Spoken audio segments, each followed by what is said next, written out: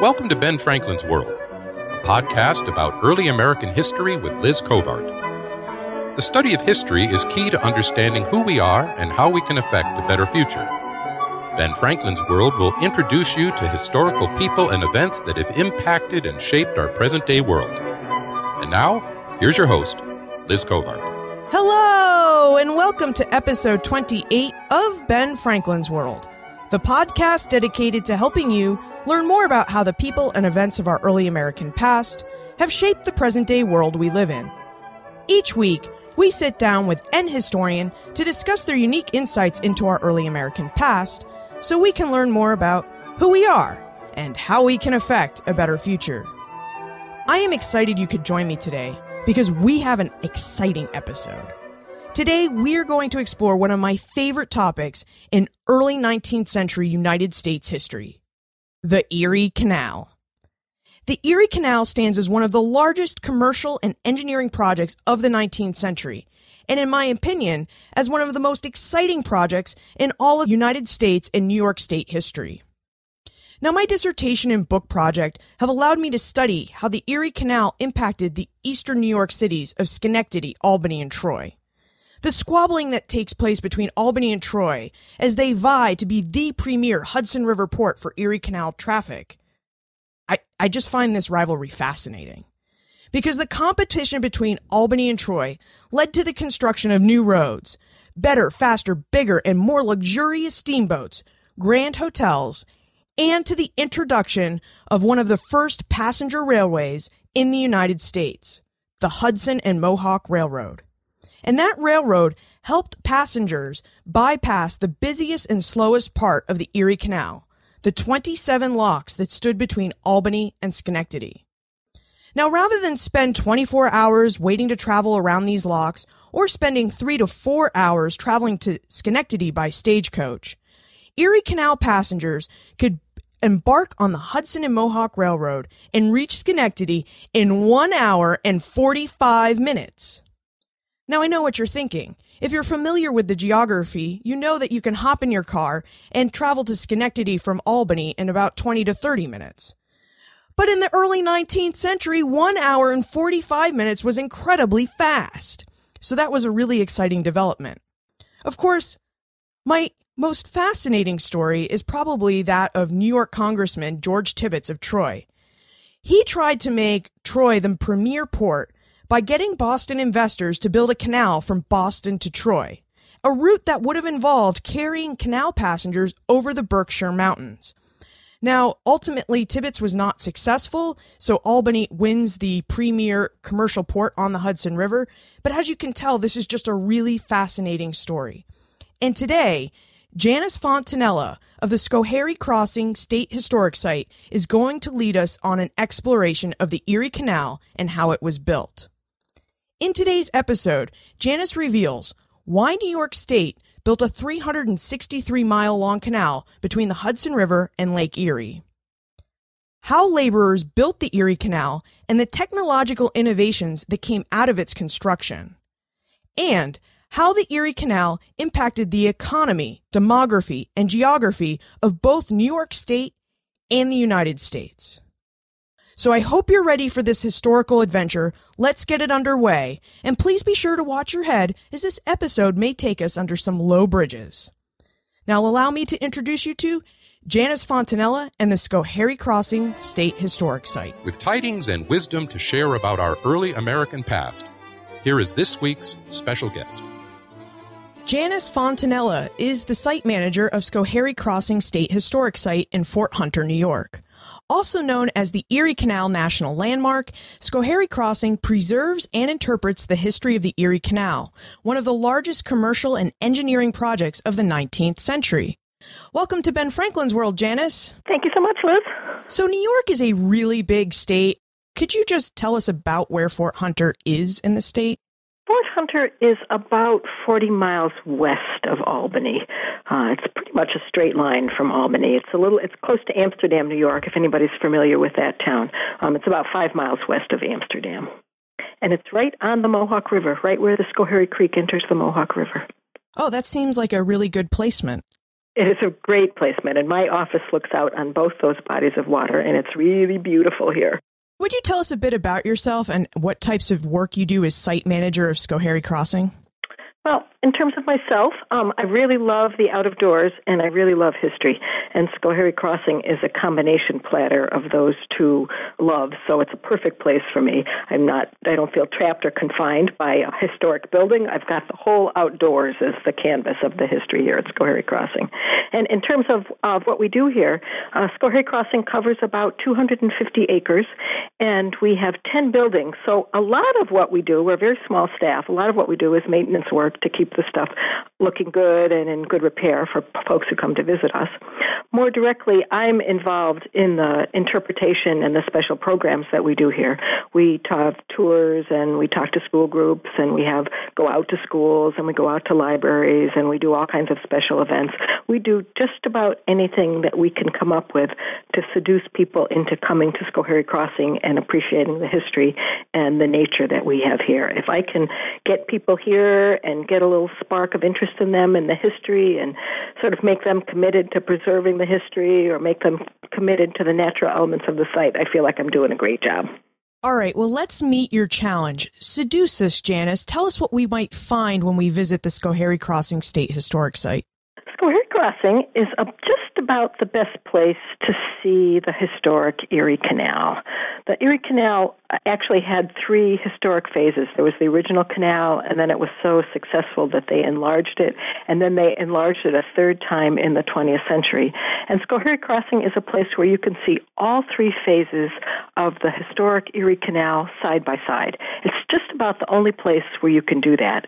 And in addition to that, we have most of the structures that you can see on the canal anywhere in the state. We have locks, we have a towpath, we have an aqueduct, we have a boat basin, we have a canal store, we have culverts.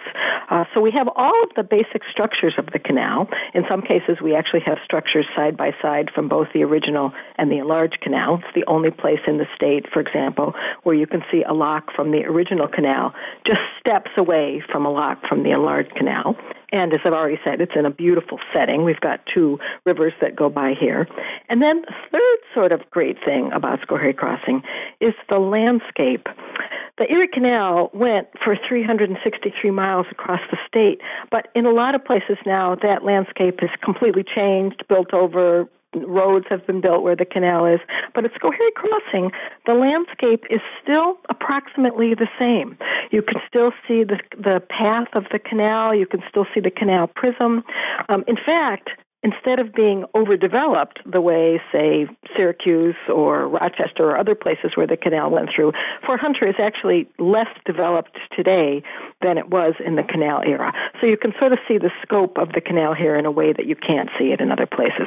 So, and I'm not the only person to say it. Of course, I would say it because I love it here. But just about anybody, I think, would say that Schoharie Crossing is just about the best place to see the scope of the historic Erie Canal. How is it that Fort Hunter was able to preserve all of the buildings and canal features that you mentioned? Well, some of it is just good luck because once the canal left here, there really was no commercial activity in Fort Hunter. So it went into a period basically of decline. So there wasn't any pressure to develop the site.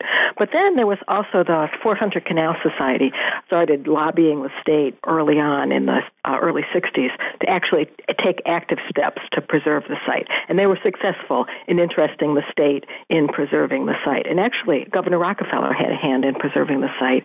There was that whole period of being interested in history and setting up New York State historic sites. So there was really active local lobbying of the state to set up the Fort Hunter site here. You mentioned that the Erie Canal went through 3 phases of building. I'd like to focus on the first phase, which was building the original canal. So can we start with why New York State sought to build the 363-mile-long canal from the Hudson River just north of Albany to Lake Erie out by Buffalo? It is an incredible idea because at that point, New York State was largely wilderness. West of Schenectady was mostly wilderness. There were a few small towns. There wasn't anything there. But it was the logical place to build a canal.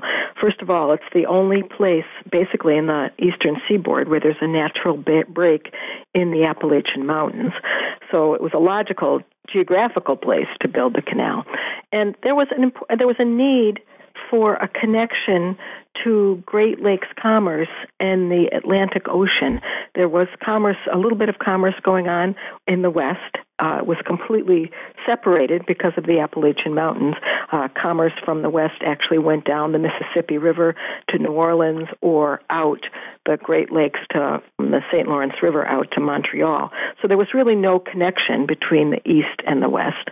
And basically the eastern seaboard was very heavily populated, and the west was largely unpopulated, and it was a very rich area. There was rich western farmland, there were natural resources, lumber, coal, minerals. So there was a need to get people from the east out to the west to take advantage of that. And lots of folks had actually noticed that and were talking about it as early as, say, George Washington. When he visited New York State, he talked about a time when there would be that connection between the east and the west. Gouverneur Morris, who was a local politician, talked about accessing the west. And then along came the War of 1812, and it was very expensive to get war materials out to Niagara. I don't know the specifics, but it cost something like $400 to get a cannon out to the west.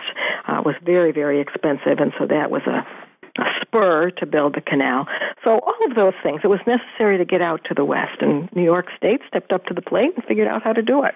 I imagine it would also be very useful once the West is settled, because then you can, all the farm produce that they're producing in the West can easily be shipped to the East and out to the Atlantic Ocean. Absolutely. It was a tremendous financial boon. It gave people who were living out in the West a way to actually make a living because, as you said, they could ship their produce out to the East.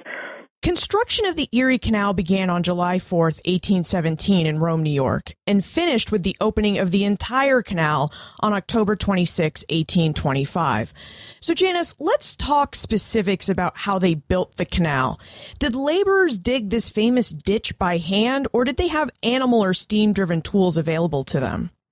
They did mostly dig it by hand. They did have animal teams, and they had like horse-drawn scrapers and horse-drawn wheelbarrows, but it was largely done by hand. So I often ask school kids to think about what it would be like to dig a 40-foot ditch in their backyard. And so think about digging that kind of a ditch across the entire state of New York, which is largely wilderness and trees. So not only do you have to dig a ditch, but you have to clear it. A team of surveyors went through the state, and they actually marked out a 60-foot area to be cleared. And then once the trees were cleared from that area, they marked out a 40-foot area where the actual canal prism itself was dug. And then it was all dug by hand. They did invent a lot of things to help them out. After you've cleared the trees, think about digging up stumps. That's a pretty hard job, even today with our modern technology. They invented a special stump puller that was operated by 6 men and a team of horses, and basically was a big pole on wheels that pulled the stumps out of the ground. And with this device, a team of men could pull out 3 to 4 stumps a day. They also invented a tree puller so that they could attach a cable to the top of a tree and attach the cable to kind of an endless screw and then just pull the tree down, which made it easier than chopping by hand with a team. So one man could take down a tree. They improved wheelbarrows. They had all kinds of plows and scrapers that horses could draw. But it was a tough job, and it was done basically by hand. Did any of these canal-developed tools, such as the stump puller and the tree puller, find their way into the wilderness to help clear the land and make it agricultural land? I don't actually know. It certainly makes sense. It was because they cleared the land. They had the 60-foot clearing. It was actually made the land accessible for the railroads further on. I don't know if they actually used those stump pullers to clear agricultural land or not. That's a question I can't answer. So what proved to be the trickiest part of constructing the Erie Canal? There were lots of tricky parts, some that you might not actually think of. One of the tricky parts was the Montezuma Swamp, which is a little bit west of Syracuse.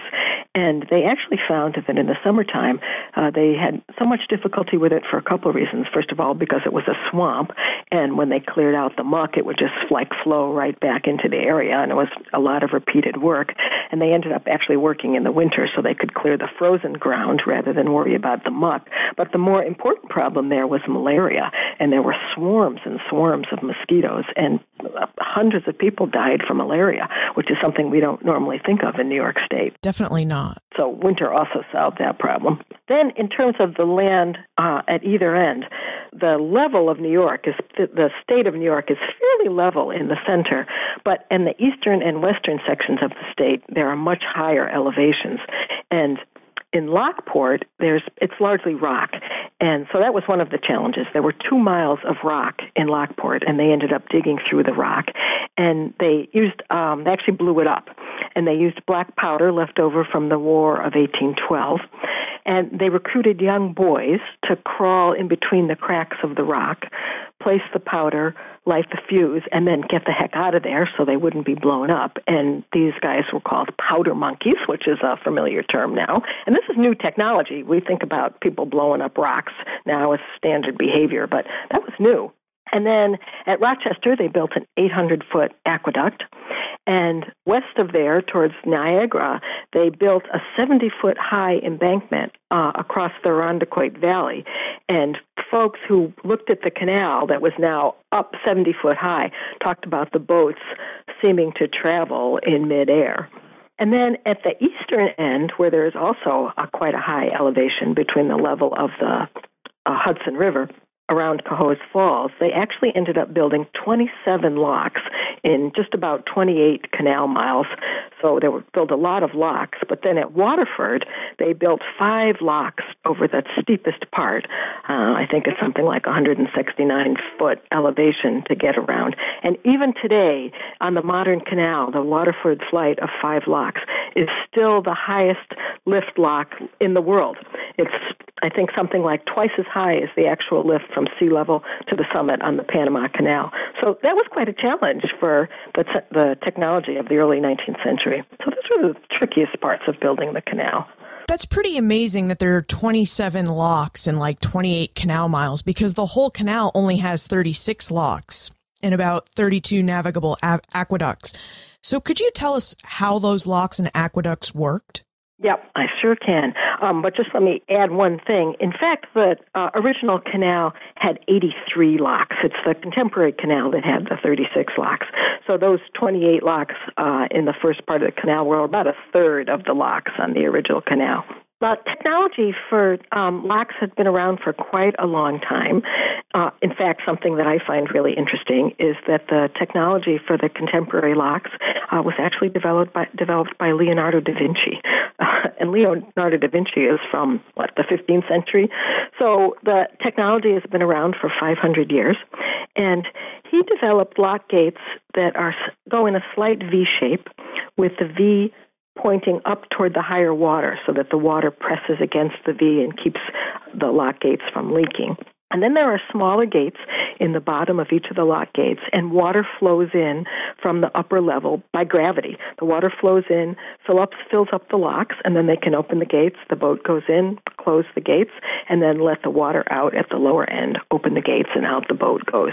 So the locks are a way of overcoming changes in elevation in the land. And that method of locks is exactly the same method that's used in locks today. It's the same technology that was used back in Leonardo da Vinci's day.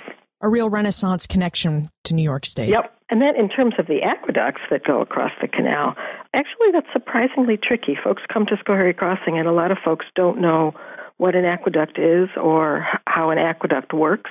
And here at Schoharie Crossing, the most obvious feature of our canal panoply of structures is the aqueduct.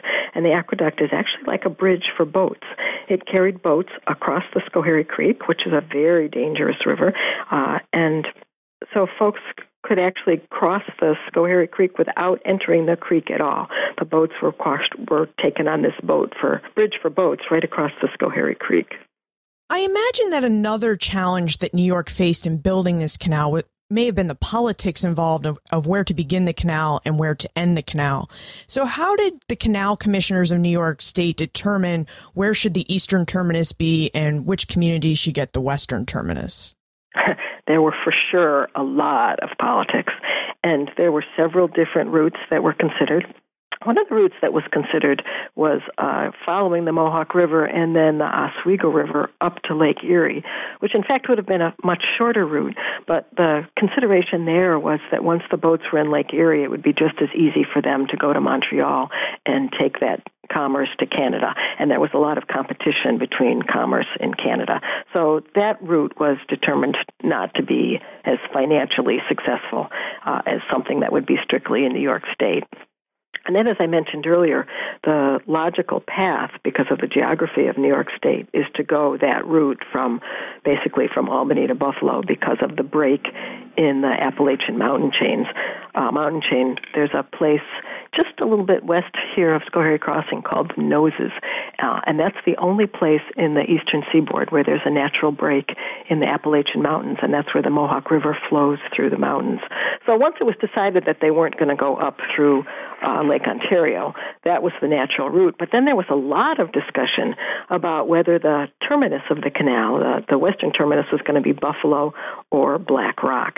And Black Rock was at that point a small village just about 2 miles north of Buffalo. Now it's basically part of Buffalo, but at that point they were two communities. Buffalo was just a little teeny tiny town, and it was basically strictly politics. It was who had the better political skills to get that decision made. Buffalo invested a lot of money in improving their harbor to try and attract the Canal Commission to make that decision, and they did eventually decide to go to Buffalo. When the canal opened on October 26, 1825, what did that mean for the people of New York State and the settlers in the Old Northwest Territory? Did the canal really speed up travel time between the East and the West? Oh, man. It's hard to exaggerate how important the Erie Canal was. It basically transformed how the United States would develop. One little tiny fact, which I found very interesting before I actually get into the larger picture of that, is that people in the West, for the first time, were able to have oysters. They reduced the travel time so much that before then, oysters would spoil before they got to Buffalo. But now, with the canal, it was quick enough to actually bring oysters to Buffalo. The travel time went from 6 weeks to 6 days. Incredible difference in travel time. And the cost of moving freight from Albany to Buffalo went from $100 a ton to approximately $10 a ton. In fact, it's really hard in our 21st century time to imagine that it actually took 6 weeks to get from Albany to Buffalo. That's a really long time. And with the canal, it just dramatically changed it to 6 days. And it basically completely realigned the relationship between the regions of the country. Before, exports from the Old Northwest were going down the Mississippi to New Orleans or out the Great Lakes to Montreal, as I've mentioned. And it established, because of the Erie Canal, there was now a strong connection between the New England states and New York and the Midwest. It opened up the whole Midwest for settlement, and as you mentioned, it allowed people who lived in the Midwest to bring their goods to market in the East. It solidified the national identity. There was an unbelievable increase in population in New York State. As I mentioned, Buffalo was a tiny town at that point. In the 10 years after the canal was built, between 1825 and 1835, the population of Buffalo increased over 300%. The population of Rochester increased over 500%. And in fact, Rochester didn't even really exist before the Erie Canal was built. It was called the mother of cities. Most of the cities in New York State owe their almost existence to the canal. Lots of cities in New York State have the word port attached to their name: Brockport, Spencerport, Port Byron, Weedsport, Fairport, all because of the canal. It made New York City the principal port in the nation. It also was responsible in some part for other cities outside of New York State. Cleveland, even Chicago, all got a boost because of the Erie Canal. It's just hard to overestimate its impact. Even today, 75% of the population of New York lives within 2 miles of the New York State canal system. So even today, it has an importance, although not the direct kind of financial importance it did in the 19th century. One of the things that surprised me in my own research about the post-revolution New England migration into New York State was, in my mind, the best time to move would be spring. But that was the worst time to move in the late 18th and early 19th centuries because the roads were just so muddy and none of them had been cleared. And so I can imagine that the canal really facilitated the move west. And you've actually shown that by pointing out all those population increase figures for us. So thank you. Yeah, I've read, as you have, the sort of commentary of people trying to travel on those roads, muddy, and they were covered with logs and bumpy and incredibly dusty in the summer, and just a mess. So what was it like to travel along the Erie Canal? Can we talk about the canal boats? Like, how big were they? What kinds of accommodations did they have on board? And how were they powered? They were powered by mules and horses.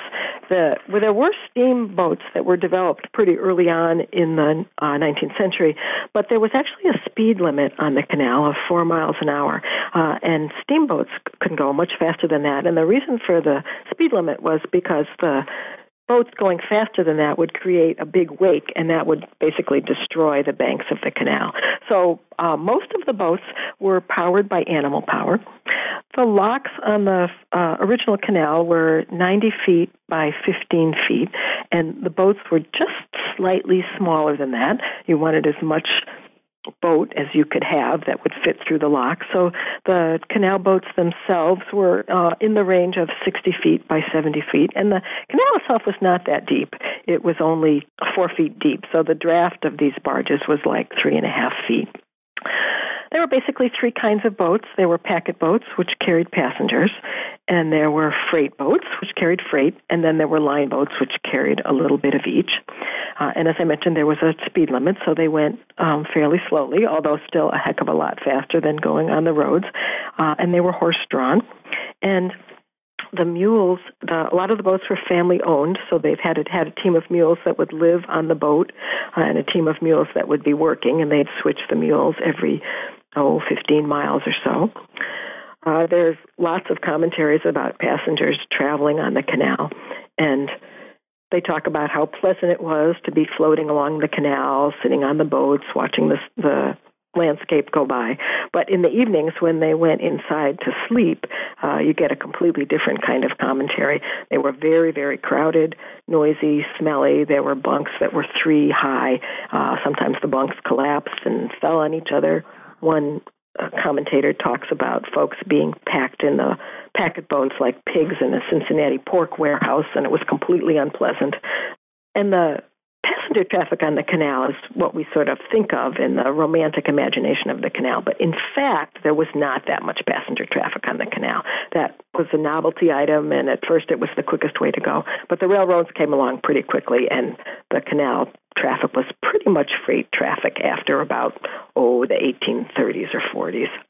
Speaking of railroad traffic, Rosa would like to know how the Erie Canal coped with the introduction of the railroad into New York State and about when that introduction happened. The introduction of railroads in New York State actually happened pretty quickly. The first railroads were in New York State in the 1830s. In fact, the first successful steam engine running a regular scheduled route between Albany and Schenectady was in 1831. That was the Hudson and Mohawk Railroad.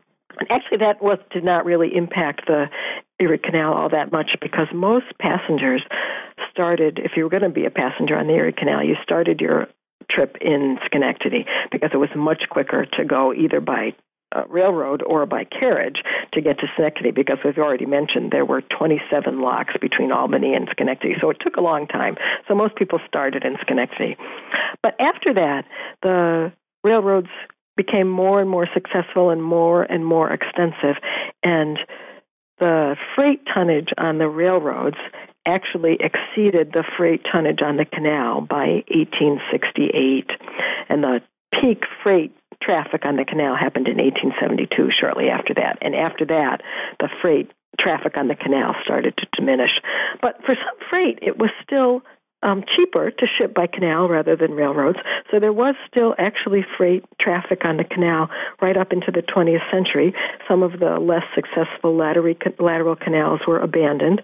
But in the 20th century, Teddy Roosevelt was governor of New York, and he actually commissioned a group to study whether it was worthwhile enlarging the canal. and they determined that there was still cheaper to transport some goods on the canal rather than the railroad, and they advocated enlarging the canal. And at that point, they created the New York State Barge Canal, and that was successful in terms of freight up until the 1950s. In addition to the railroads, the real thing that was the death knell for the Erie Canal was the St. Lawrence Seaway. Could have bigger ships, and so by the end of the 1950s, there was virtually no freight on the Erie Canal. In grade school, I learned to sing this song called the Erie Canal. It involved a mule named Sal, 15 miles along the Erie Canal, and shouts of, "Low bridge, everybody down."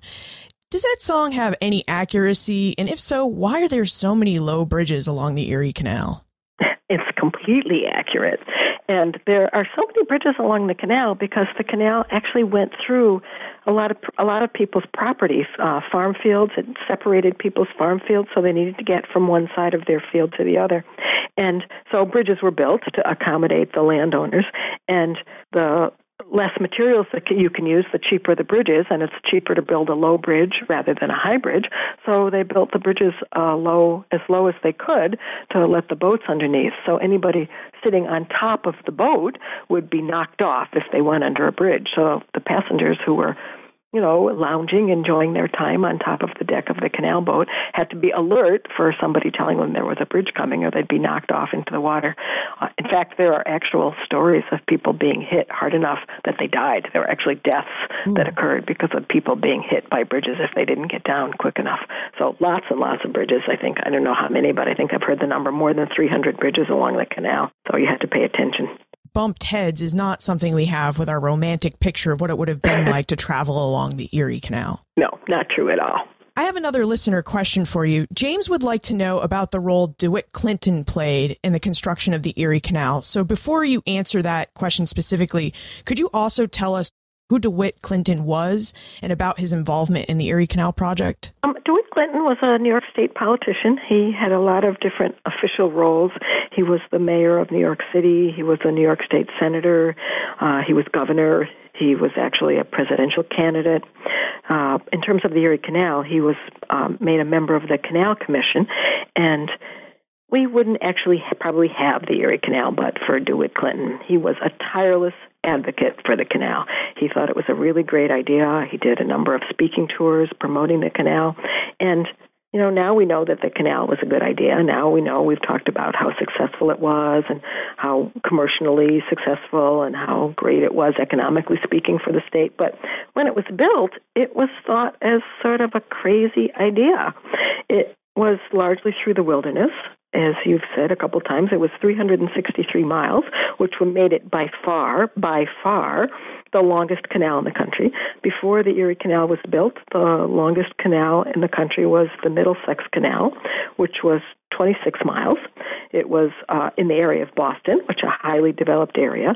So to think of building a canal in the wilderness by hand for 363 miles was thought of as crazy. In fact, the New York delegation went to see if they could get federal funding for the canal. They went to Thomas Jefferson, who we normally think of as kind of a visionary guy. And when Thomas Jefferson was asked to help fund the Erie Canal, his comment was that the idea was little short of madness. He said, maybe in 100 years, but right now the idea is madness. So it was a crazy idea.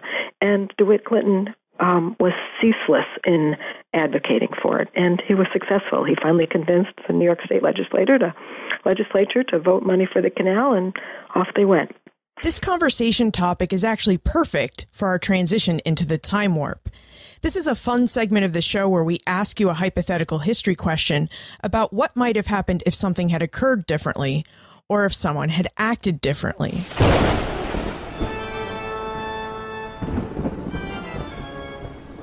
The time warp.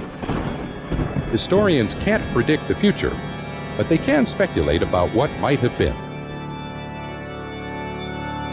And your answer is perfect for the time warp, Janice, because I wanted to ask you about the bonus bill of 1817.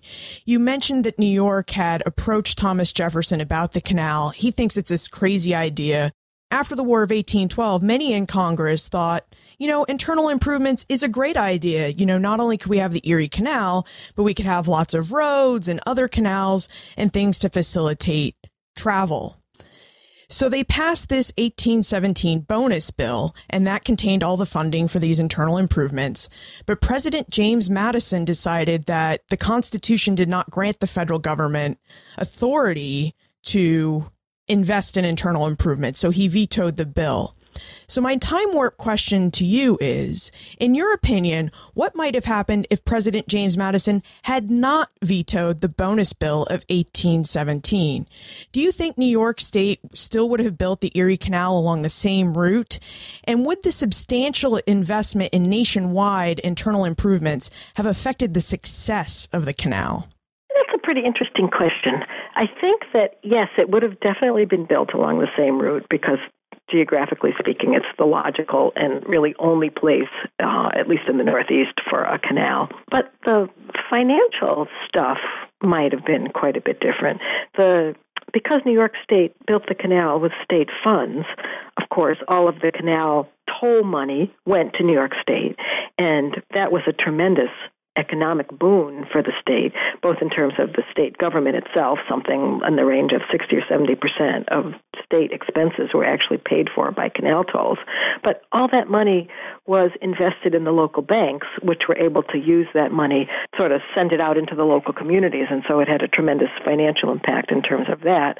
Plus, all of the financial efforts to raise the money, there were canal bonds that were sold, and lots of folks bought canal bonds, and so it made Wall Street actually an important part of New York State. Wall Street got its start with the funding for the Erie Canal, and those things might not have happened. There would have been a different financial underpinning. Perhaps the tolls would have gone to the federal government.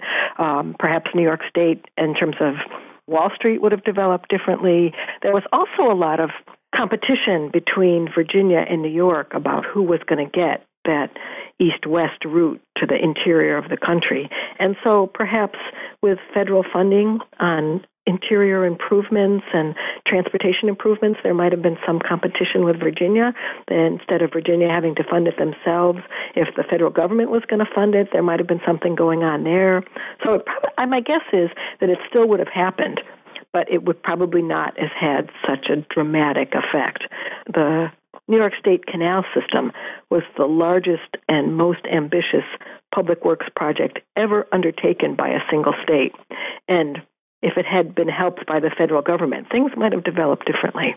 I never really considered how the Erie Canal played a role in a citizen's affiliation with New York State and how they thought of New York State. It absolutely connected the state together.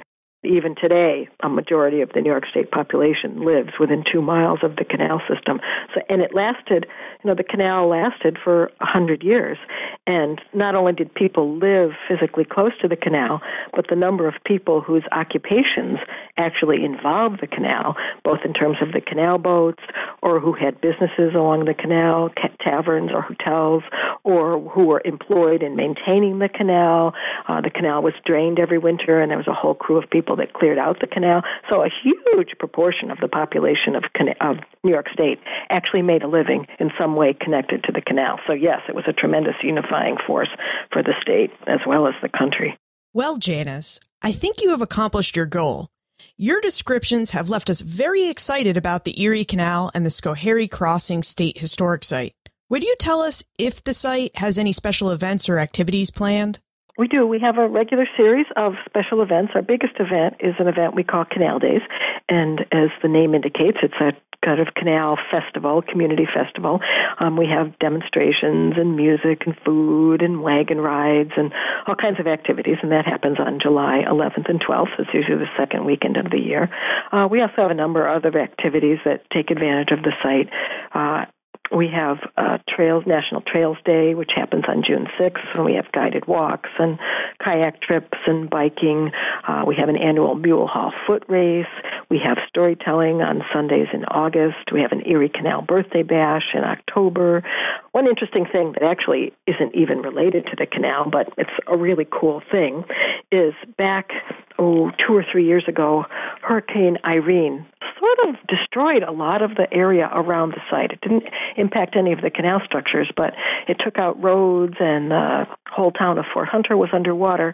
And when the floodwaters receded, we were left with the remains of old 18th century Fort Hunter, which is a fort that was built by the British in 1712, and the fort was uncovered basically by the flood, and we had a team of archaeologists working here to excavate that site.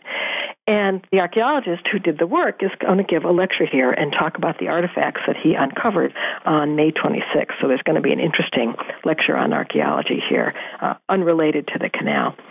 So we have lots of activities, and you can find those activities on our Facebook site or on the park's webpage if you want more information, or certainly call or drop us a line. And where is the best place to look for more information about Schoharie Crossing State Historic Site and about how to plan our visit to Fort Hunter? Two or three places. We have an active Facebook page, so for folks who have active on Facebook, look for Schoharie Crossing State Historic Site. That's probably the best place. And then New York State Parks has a web page, which is nysparks.com.